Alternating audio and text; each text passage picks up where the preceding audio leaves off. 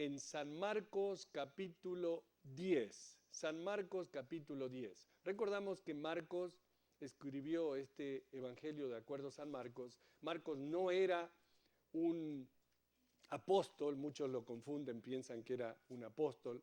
Marcos era un joven acompañante de Pedro, también fue acompañante de Pablo, hasta que Pablo tuvieron una discordia ahí, que el muchacho no quiso seguir y Pablo se enojó mucho, pero luego se amigaron nuevamente y en los últimos tiempos volvieron a estar juntos y fue de gran ayuda para Pablo. Este muchacho escribe lo que él había visto, había escuchado de Jesús y escribe el Evangelio de acuerdo a San Marcos. En el capítulo 10, en el versículo 1, dice, hablando de Jesús, levantándose de allí, vino a la región de Judea y al otro lado del Jordán, y volvió el pueblo a juntarse a él, y de nuevo les enseñaba como solía. Dice, levantándose de allí. Bueno, levantándose Jesús, ¿de dónde? En el capítulo anterior habíamos leído que Jesús estaba en casa, cuando dice en casa era en Capernaum, en casa de Pedro, en la región de Galilea, y dejando grandes enseñanzas a sus discípulos. Ahora aquí en el capítulo 10, Jesús deja el área de Galilea por última vez y dice que llega a la región de Judea. Judea es la región donde está Jerusalén. Vemos aquí que la gente se le acerca y como era su costumbre, les enseñaba. A la vez Jesús les continuará compartiendo a sus discípulos de los detalles de su muerte y resurrección, lo cual era algo que ellos no podían entender. Así que estaban ahora en Judea, el pueblo se juntaba y él les enseñaba. Dice, y se acercaron los fariseos, dice en el versículo 2, y le preguntaron, para tentarle, ¿no?, si era lícito al marido repudiar a su mujer. Miren la pregunta que le hacen a Jesús. ¿Hay aquí muchos que están casados? Bueno, ¿son todos solteros o qué? Dice que lo estaban tentando. Le hacían preguntas capciosas, con doble sentido, con malicia, buscando atraparlo en la respuesta que Jesús diera. Ellos sentían que las respuestas de Jesús eran contrarias a la ley dada por Moisés.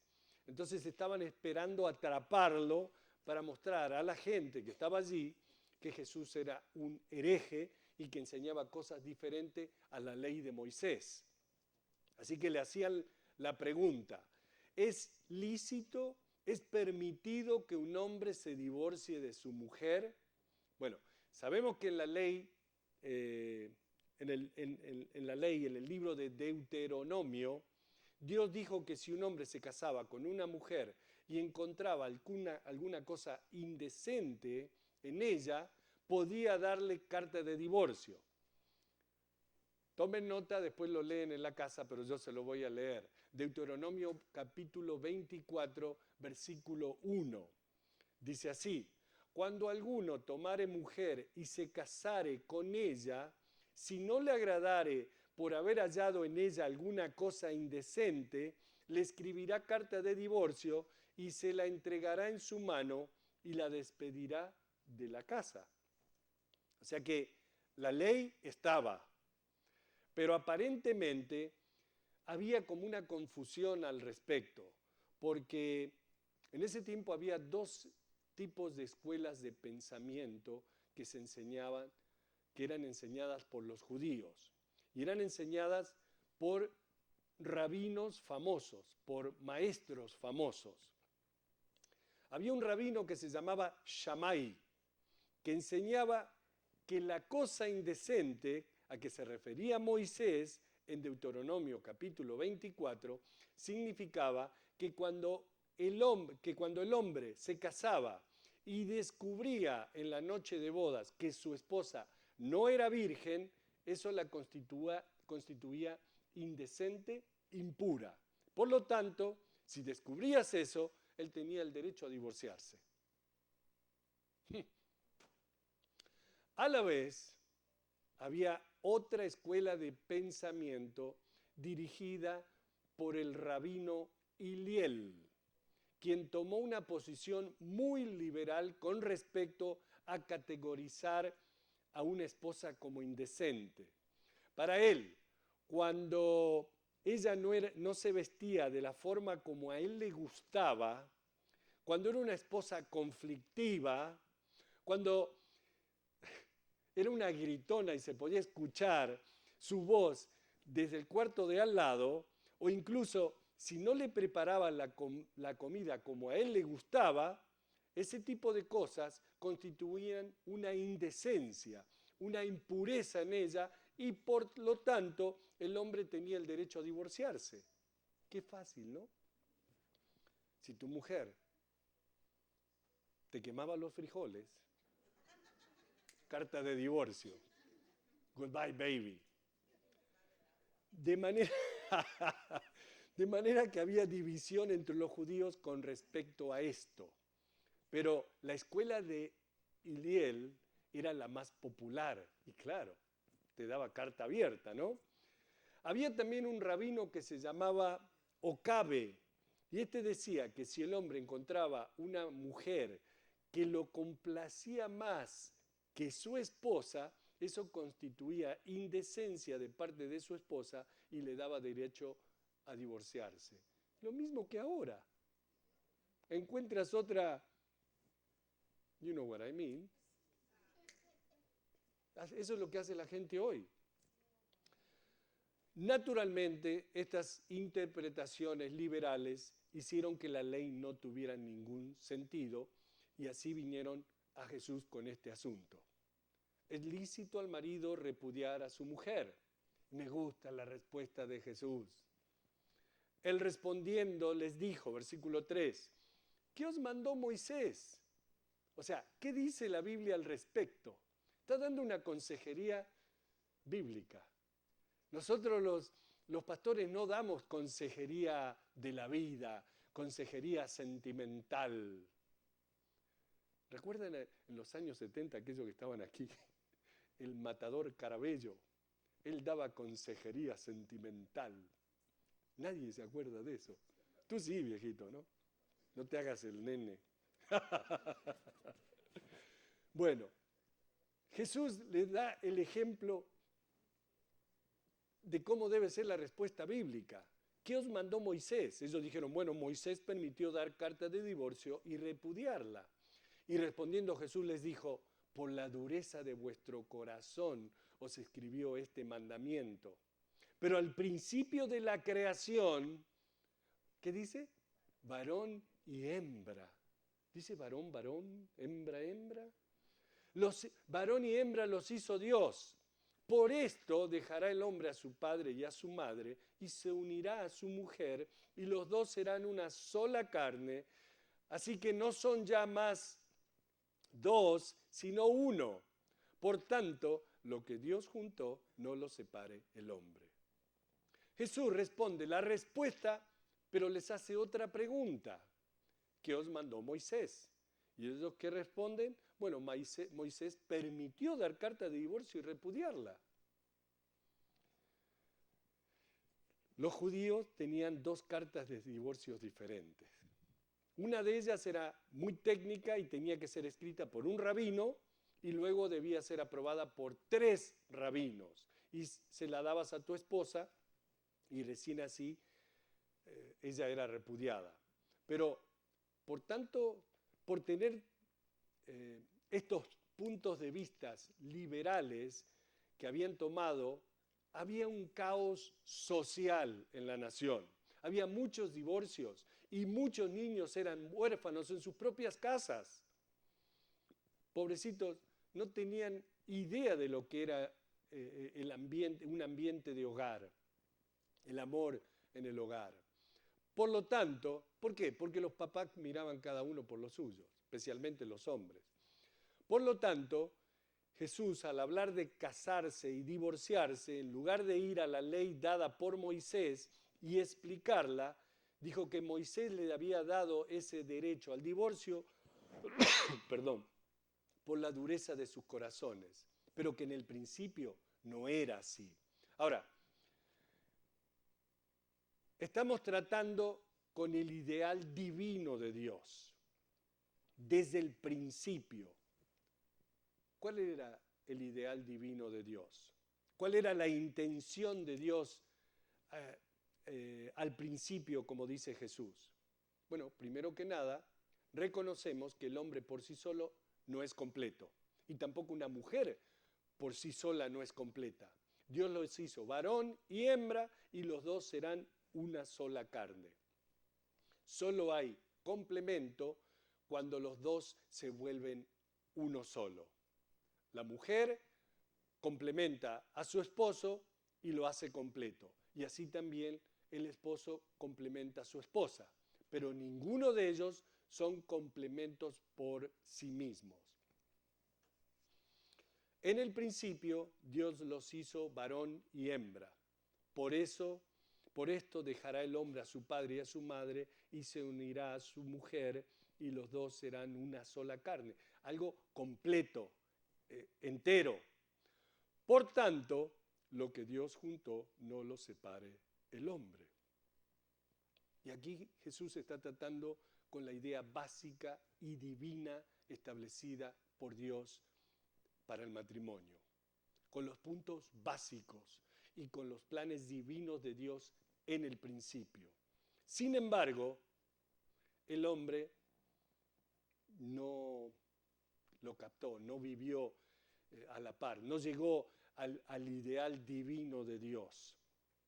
Jesús dice, por la dureza del corazón del hombre. Sería no solamente del hombre, del ser humano, ¿no? El hombre como persona. El matrimonio, sin lugar a dudas, es una promesa dada por ambos componentes, por el hombre y por la mujer. La dureza del corazón de ellos y su poco deseo de establecer, su poco deseo de estar dispuestos a ceder, a perdonar, a dar, creó situaciones intolerantes. Es por eso que Moisés en la ley le permitió dar carta de divorcio. Jesús aquí les está declarando el ideal divino de Dios, pero reconociendo que el hombre no llegó a ese ideal. Por lo tanto, Dios introduce esto en la ley para que haya una separación legal, el divorcio. Bueno, hoy en día también enfrentamos la dureza del corazón. Ahora, el ideal divino de Dios todavía sigue en pie. Es lo mismo. Todavía es válido lo que estableció Dios desde el principio, que solo te cases una vez en tu vida. Eso es lo que Dios quiere. Pero todavía hay aquellos que tienen corazones duros al ideal divino de Dios. No quieren ceder, no quieren dar ni perdonar. Y sabemos cuando existe esta condición, el matrimonio llega a ser un infierno. Es muy triste cuando dos personas deciden conscientemente,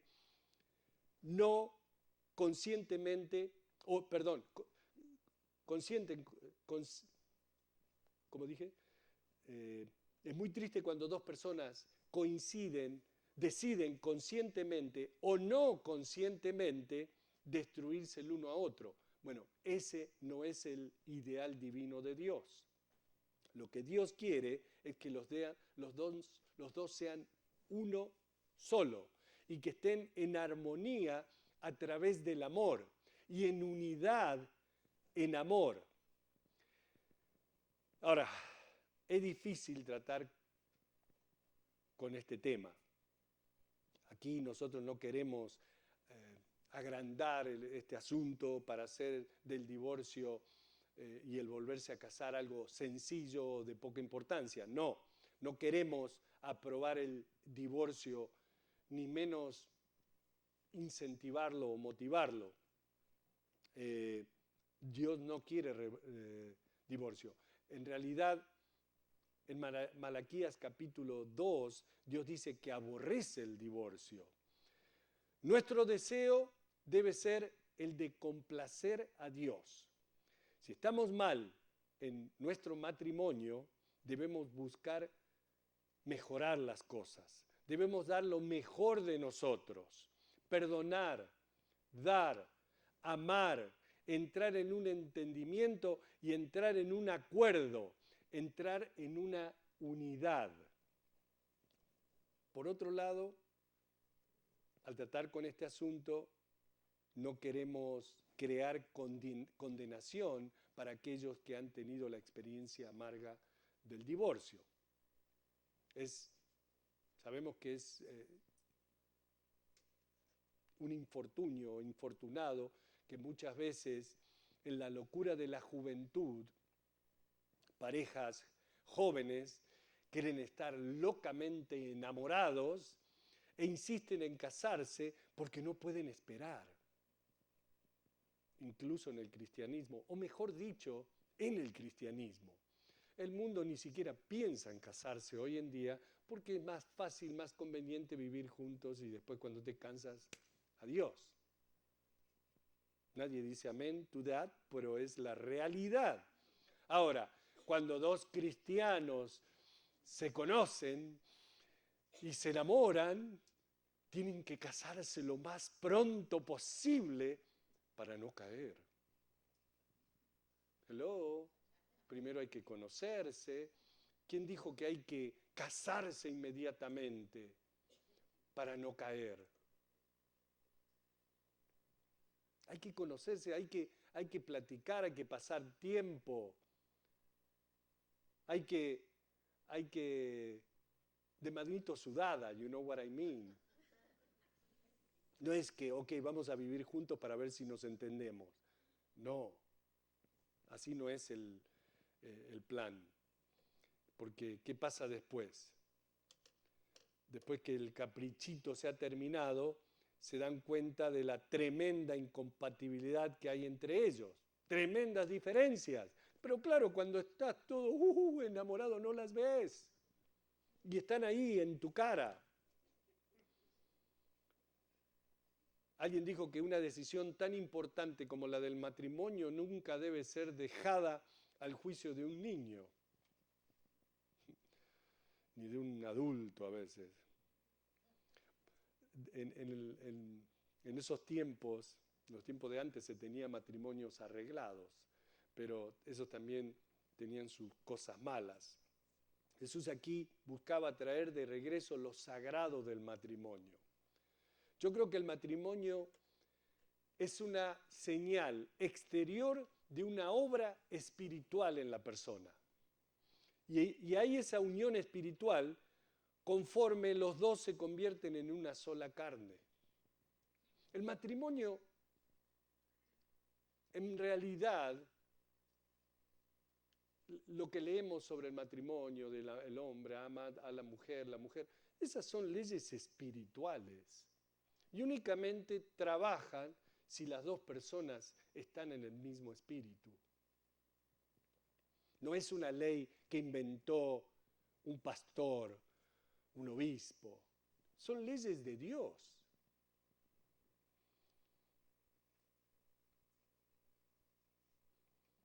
El casarse con la persona indicada puede ser como el cielo en la tierra.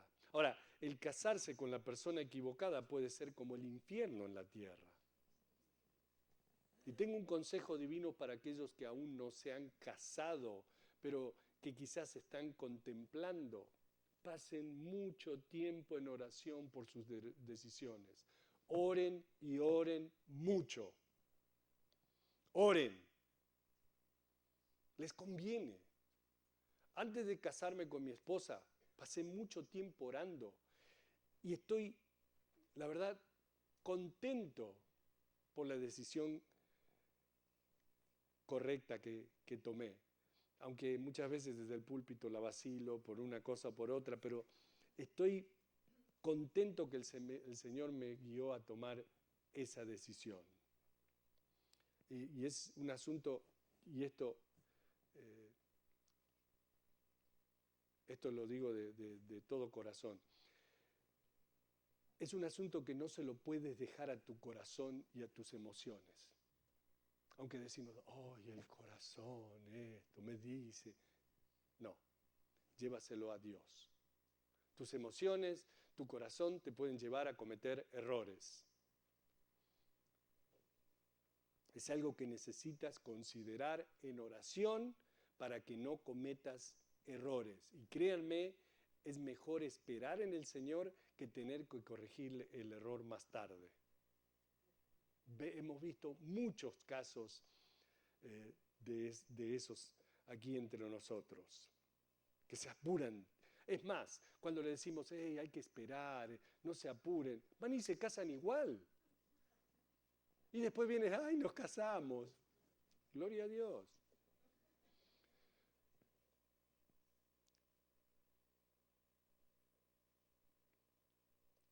Yo no creo que Dios condene al infierno a las personas que ya se han divorciado y vuelto a casar. Yo creo que si te encuentras en una situación en la cual te has vuelto a casar, necesitas hacerlo mejor en tu nuevo matrimonio. De manera que deja que tu matrimonio sea todo lo que Dios quiere que sea. Eso sí, olvídate de eso, como he escuchado a algunos, bueno, ya me divorcié una vez y si este nuevo matrimonio no trabaja, creo que debo divorciarme nuevamente. No, no es así. Creo que debes quedarte en esa condición en donde estás. La Biblia dice que un hombre debe morar en el lugar donde fue hallado. Cuando fuiste llamado por Cristo y aceptaste al Señor, ¿cuál era tu condición? Quizás hayas estado casado o divorciado o vuelto a casar. Haz que funcione esa relación en la que estás actualmente y que traiga honor y gloria a Dios. ¿Recuerdan a David?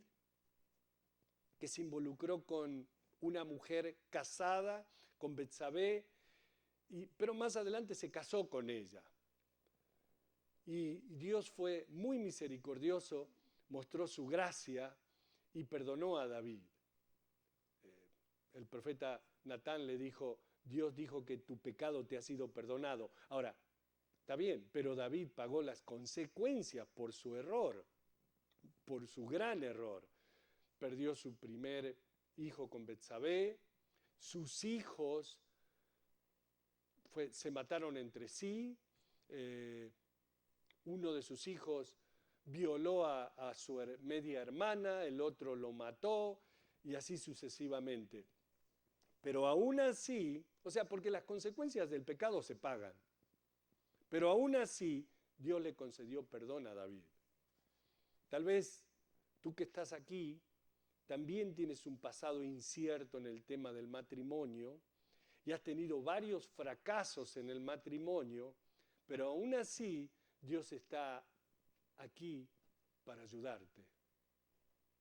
Dios es glorificado y honrado cuando las parejas son capaces de resolver sus diferencias en Cristo y cuando entran en una relación de amor a través de Él. Y si sabes que tú no estás bien, ok, busca ayuda. Pero ¿sabes una cosa? Te voy a decir cuál es la respuesta, el consejo que te va a dar cualquier persona cristiana. No hace falta libros de texto explicando el matrimonio. Simplemente, ¿qué dice la palabra de Dios? ¿Qué dice Efesios capítulo 5 y qué dice Colosenses capítulo 3? ¿Qué dice Primera de Corintios capítulo 7? Ahí está todo lo que el hombre y la mujer tienen y ambos tienen que saber del matrimonio. Lo demás es puro gregrepa, decía Gregorio. Ahí dice que el hombre debe amar a su esposa como Cristo amó la iglesia.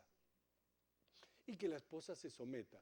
Claro, si el hombre la ama de esa manera, la mujer, por supuesto, se va a someter porque él la ama de esa manera. Y si ella se somete a él, ¿cómo él no la va a amar de la manera que la tiene que amar? Un tarado únicamente no lo va a hacer. Eso es todo lo que la Biblia dice del matrimonio. Y dice que estén llenos del Espíritu y que se sometan unos a otros, dice Efesios 5, 18, algo así, o 21, ¿no? Ya ni me acuerdo, pero bueno, está en la Biblia.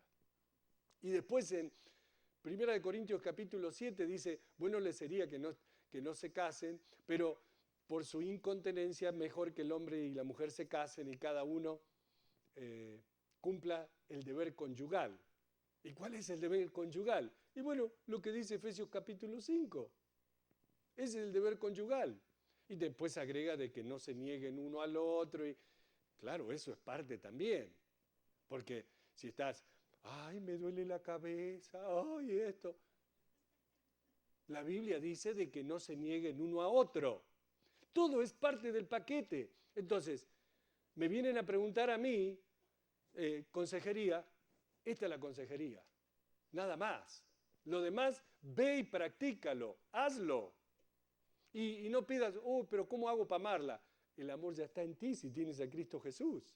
El fruto del Espíritu es amor. Si tienes el fruto del Espíritu es amor, fe, benignidad, paciencia, dominio propio. Ahí tienes todo lo que necesitas para el matrimonio. Ah, por fin, alguien, viejo, ya necesito agua. Y nadie, ¿dónde está el agua? Parece que están dormidos. Ahora, Jesús le habló eso a la gente, ahí a los fariseos, pero los discípulos se quedaron, ¿qué está hablando? En casa volvieron los discípulos a preguntarle de lo mismo. No entendían nada de lo que Jesús estaba hablando. Y les dijo, versículo 11, cualquiera que repudia a su mujer y se casa con otra, comete adulterio contra ella. Y si la mujer repudia a su marido y se casa con otro, comete adulterio. Ahora, habla de que la mujer también lo puede repudiar al marido. Había muy pocas bases por las cuales una mujer podía repudiar a su marido. En realidad la mujer en ese tiempo no tenía, el hombre no la respetaba. Jesús trajo respeto a la mujer. Si él, ¿cómo podía repudiarla? Ok, si él falsamente la falsamente la acusaba de no ser virgen cuando se casaron, eso le daba derecho a divorciarse. O también si él era el que cometía el adulterio. Pero de otra manera, la mujer no tenía muchos derechos. Versículo 13. Y le presentaban, otro tema, ¿no? Le presentaban niños para que los tocase y los discípulos reprendían a los que los presentaban. O sea que estos discípulos ya eran unos legalistas. Ahora, era costumbre en aquellos días traer a los niños cuando tenían cerca de un año ante el rabino para ser bendecidos. Aquí los papás estaban trayendo a sus hijos a Jesús para que Jesús los tocase, porque lo veían como un rabino, como un maestro, pero los discípulos de Jesús empezaron a reprender a los padres. Cuando Jesús vio esto, se molestó mucho. Dice, viéndolo Jesús, se indignó y les dijo, dejad a los niños venir a mí y no se los impidáis, porque de los tales es el reino de Dios. De niños. El reino de Dios es un reino de niños. De cierto os digo que el que no reciba el reino de Dios como un niño, no entrará en él. ¡Wow! Y como ya les he compartido lo que yo pienso de los niños, hay algo hermoso en los niños. Yo creo que para los niños es natural creer en Dios. Y creo que instantáneamente un niño cree en Dios. Lo vemos aquí en los salones de clase.